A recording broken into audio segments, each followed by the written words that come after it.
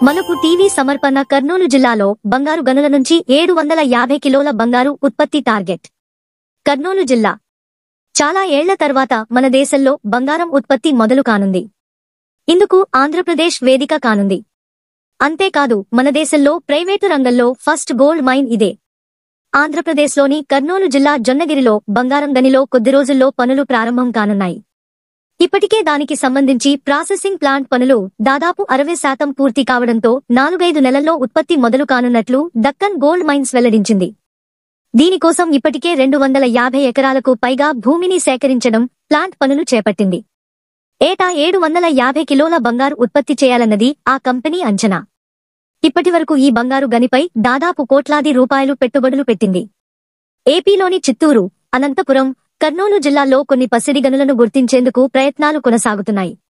వీటిని తవ్వేందుకు ప్రభుత్వ రంగం సంస్థ ఎన్ఎండీసీ ముందుకొచ్చింది.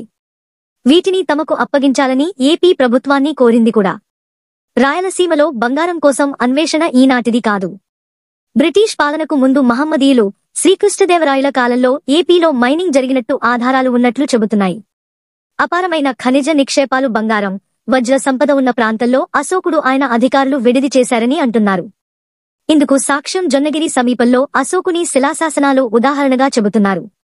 మొత్తానికి రాయలసీమ పసిడికి ఉత్పత్తికి వేదిక కానుందన్నమాట. బంగారం గనుల కోసం దేశంలో విపరీతమైన పోటీ నెలకొంది. రాజస్థాన్లో 2 గనుల కోసం Vedanta group, Hindustan zinc, Jindal power ఇందులో ఉన్నాయి. కంక్రియాగారా గోల్డ్ బ్లాక్, భూకియాజగ్పూరా బ్లాక్లను అక్కడి ప్రభుత్వం ఇప్పటికే వేలం నిర్వహిస్తోంది. దక్కన్ గోల్డ్ మైన్స్ కంపెనీ విషయానికొస్తే దేశంలో వివిధ ప్రాంతాల్లో గనులు నిర్వహిస్తోంది.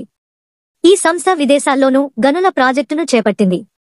ముఖ్యంగా ఆఫ్రికా ఖండంలోని మొజాంబిక్లో లిథియం గనులు కొనుగోలు చేసింది. దీన్ని అక్కడి మాగ్నిఫికా గ్రూప్తో కలిసి జాయింట్ వెంచర్ కంపెనీని ఏర్పాటు చేసింది. అందులో దక్కన్ గోల్డ్ మైన్స్ కు 51% ఉండగా దాన్ని 75%కి పెంచుకునేలా ప్లాన్ చేస్తోంది.